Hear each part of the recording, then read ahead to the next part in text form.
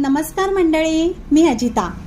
रत्नागिरी मारुती मंदिर येथील संसारे कॉम्प्लेक्समध्ये राजकुमार यांचं हे दाबेली भेळ सेंटर आहे.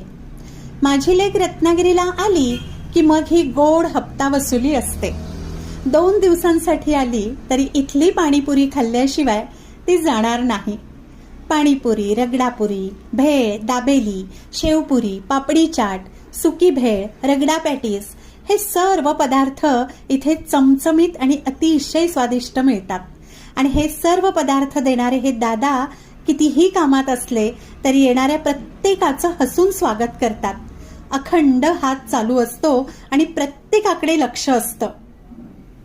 आम्ही रत्नागिरीकर यांच्याकडे जातोच जातो, पण तुम्ही रत्नागिरीला आल्यावर येथील पदार्थ टेस्ट केल्याशिवाय अजिबात जाऊ नका. Thank you so much.